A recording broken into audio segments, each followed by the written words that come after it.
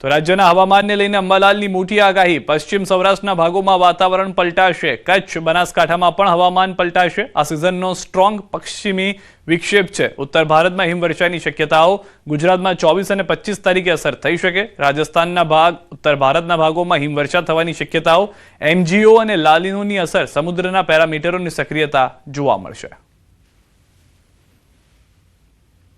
હમણાં એક મજબૂત પશ્ચિમ વિક્ષોભ આવી રહ્યો છે આ સિઝનનો, એટલે ત્યાંની અસર લગભગ 22 તારીખથી પશ્ચિમ ભારત તરફ થવાની શક્યતા રહેતા ધીરે ધીરે ત્યાંની અસર ગુજરાતના ભાગોમાં 24-25 જાન્યુઆરી સુધીમાં આવવાની શક્યતા રહેશે, જેના લીધે એક સાયક્લોનિક સર્ક્યુલેશન ઉત્તર પશ્ચિમ ભાગોમાં બનતા અરબ સાગરનો ભેજ મર્જ થશે પશ્ચિમ વિક્ષોભમાં. બંગાળ સાગરનો પણ કંઈક ભેજ આવવાની શક્યતા રહેશે. એટલે આ અરબ સાગરના ભેજના લીધે ગુજરાતનું હવામાન પણ પલટો આવશે.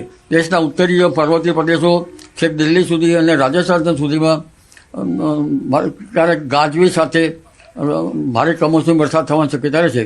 કોઈ ભાગમાં 50 મિલીમીટર અને ઉત્તરના ભાગોમાં તો 100 મિલીમીટર જેવો વરસાદ થઈ શકવાની શક્યતા રહેશે.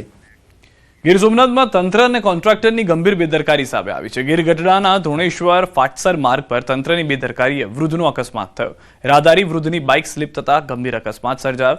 એ જ સમયે ગીર સોમનાથ જિલ્લાના પંચાયતના પૂર્વ પ્રમુખ હરિભાઈ સોલંકી આ માર્ગ પરથી પસાર થઈ રહ્યા હતા. અકસ્માત નજરે પડતા તેઓ દોડી આવ્યા અને ઘાયલ વૃદ્ધને 108 દ્વારા હોસ્પિટલ ખસેડાયા. વૃદ્ધને હાથમાં ફ્રેક્ચર અને માથાના ભાગે ગંભીર ઇજાઓ પહોંચી.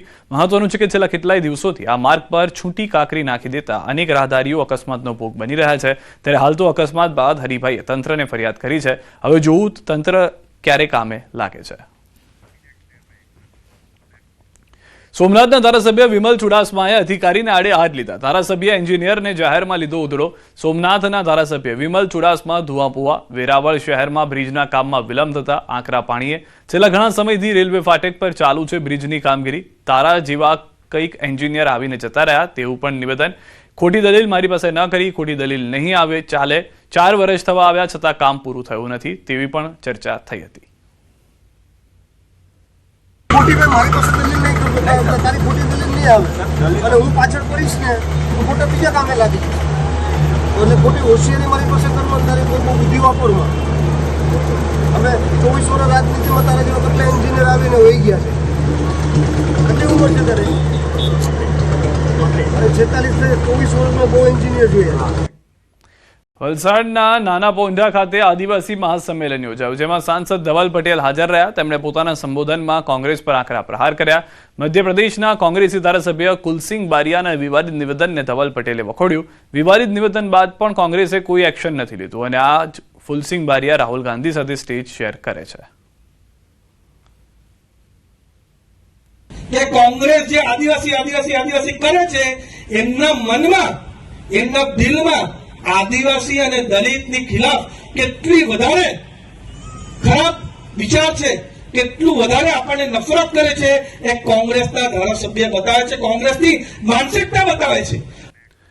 પ્રદેશ ભાજપના નવનિયુક્ત હોદ્દેદારોએ રાજકોટના કાગવડ સ્થિત ખોડલધામમાં દર્શન કર્યા હતા. પ્રદેશ મહામંત્રી પ્રશાંત કોરાટ, પ્રદેશ ઉપપ્રમુખ રમેશ દડુક અને પ્રદેશ કિસાન મોરચાના પ્રમુખ હિરેન હિરપરા તેમજ પ્રદેશ મહિલા મોરચાના નવનિયુક્ત પ્રમુખ અંજુબેન વેકરિયાએ માતાજીના ચરણોમાં શીશ ઝુકાવ્યું.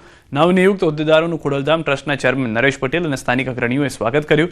તમામે આગામી સમયમાં ભાજપ સંગઠનને વધુ મજબૂત બનાવવાનું અને સરકારની યોજનાઓને લોકો સુધી પહોંચાડીને સર્વ સમાજના હિતમાં કાર્ય કરવાની નેમ વ્યક્ત કરી. અમદાવાદમાં મુખ્યમંત્રી ભૂપેન્દ્ર પટેલના હસ્તે ધરતી રત્ન એવોર્ડ એનાયત કરાયા. શાહીબાગ સ્થિત સરદાર પટેલ સ્મારક ખાતે કાર્યક્રમનું આયોજન કરવામાં આવ્યું. સમાજ જીવનમાં નિસ્વાર્થ ઉત્કૃષ્ટ યોગદાન આપનારાઓનું સન્માન કરાયું. કાર્યક્રમમાં પૂર્વ મુખ્ય ન્યાયાધીશ જસ્ટિસ કલ્પેશ ઝવેરી રહ્યા ઉપસ્થિત. પૂર્વ કલેક્ટર ભાગ્યેશ ઝા પણ ઉપસ્થિત રહ્યા. રાજકોટમાં મહાનગરપાલિકા અને મિશન સ્માર્ટ સિટી ચિત્રનગરી દ્વારા બાળકો માટે એક દિવસ માટે ફન સ્ટ્રીટનું આયોજન કરવામાં આવ્યું. શહેરના રેસકોર્સ ગ્રાઉન્ડમાં આયોજિત આ કાર્યક્રમમાં 2000થી વધુ બાળકોએ લીંબુ ચમચી, કોથળા દોડ અને સંગીત ખુરશી જેવી 30થી વધુ વિસરાઈ ગયેલી પરંપરાગત રમતોનો આનંદ માણ્યો, જેમાં બાળકોની સાથે વાલીઓ પણ રમતો રમી ગરબે રમ્યા હતા. વાલીઓએ જણાવ્યું હતું કે આવી રમતોથી બાળકોમાં ટીમ વર્ક અને નિર્ણય શક્તિ જેવા કૌશલ્ય ખીલે છે અને તેઓ ડિજિટલ ગેમ્સથી દૂર રહે છે. વાલીઓએ બાળકોના સર્વાંગી વિકાસ માટે આવા આયોજન દર રવિવારે કરવાની ઈચ્છા વ્યક્ત કરી હતી. બહુ જ સરસ આયોજન છે બાળકના મેન્ટલી ફિઝિકલી ડેવલપિંગ માટે, કે આજના જમાનામાં જ્યારે મોબાઈલથી બાળક દૂર રહે ને એનો બ્રેન ડેવલપમેન્ટ થાય એના માટે બહુ સરસ આયોજન છે. મને સૌથી વધારે મ્યુઝિકલ ચેરમાં મજા આવી છે અને રાજકોટની મહાનગરપાલિકાએ બહુ સારું આયોજન કર્યું છે.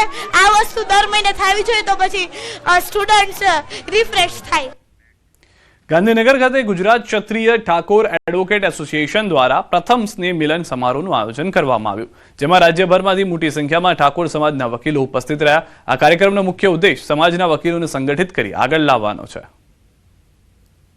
આજના વર્તમાન સમયમાં સાહેબ ઘણી બધી જગ્યાએ પહોંચવું એક વ્યક્તિનું શક્ય નહીં હોતું સાહેબ. તો કામની સરળતા માટે એકબીજાના જે સાથ અને સહકાર મળે સાહેબ, સલાહ સૂચનો મળે, માર્ગદર્શન મળે, એ આશયથી અમે આ સ્નેહ મિલન કર્યું છે.